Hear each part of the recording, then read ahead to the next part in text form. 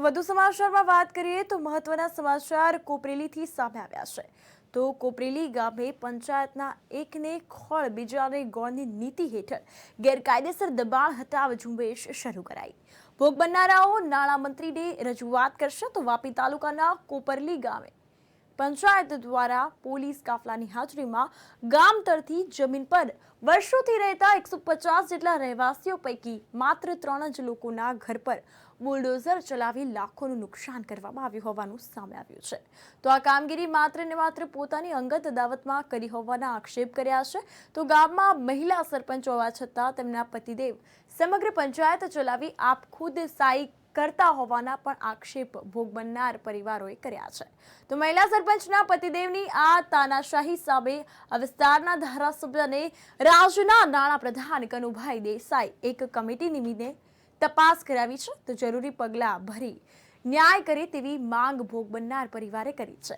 બુધવારે પોલીસ બંદોબસ્ત વચ્ચે કોપરલી પંચાયત દ્વારા ગામતળમાં કરાયેલા દબાણો દૂર કરવાની કામગીરી હાથ ધરવામાં આવી હતી।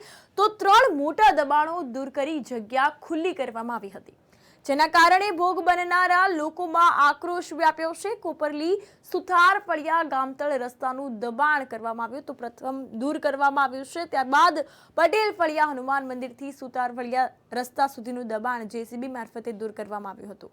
આ ઉપરાંત ગ્રામજનોમાં ભારે આક્રોશ જોવા મળી રહ્યો છે, દબાણ હટાવવાની માંગ પણ કરવામાં આવી છે। મારું નામ સુરેશભાઈ ચીરુભાઈ પટેલ, મારી ઉંમર 44 વર્ષની છે।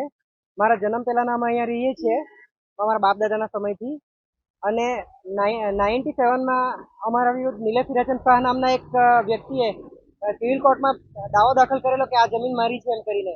એનું જજમેન્ટ 2016માં આવેલું ને તે અમારા ફ્યોરમાં આવેલું ને પછી અત્યારે નિલેશ હિરાચંદ ખોટી બધી અરજીઓ આપીને તાલુકા વિકાસ અધિકારીને અરજીઓ આપીને અમારું આગળ મકાન તોડાવી દીધું, અત્યારે મારું દુકાન તોડાવી દીધું ને ખોટી રીતે અમને હેરાન કરે છે ને કે તમે ગામતળમાં દબાણ કરેલું છે।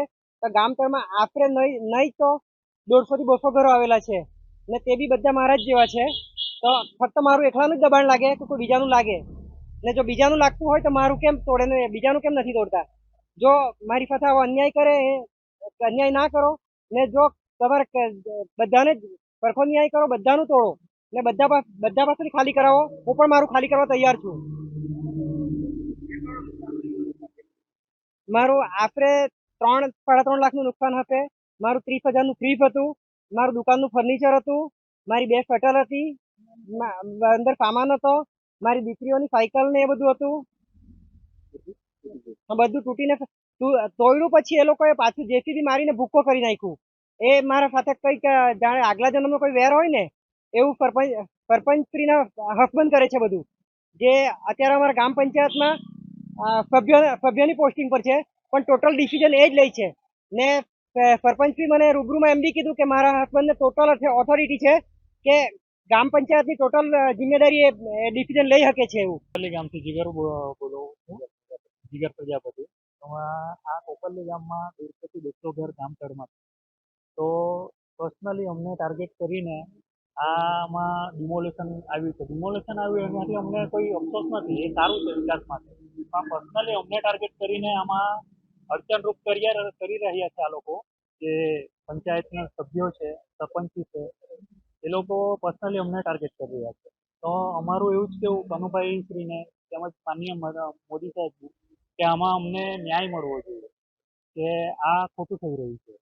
પર્સનલી અમે છે, પછી એક સુરેશભાઈનું ઘર છે, એ બેને ટાર્ગેટ કરીને આ લોકો જે કામ કરી રહ્યા છે એ ખોટું છે। અમે બધા જ ગામમાં બધાએ જ આખું ગામતળમાં છે, તેમ છતાં અમારા પર કેમ કાર્યવાહી આ લોકો કરે છે, એનો અમને ન્યાય જોઈએ છે।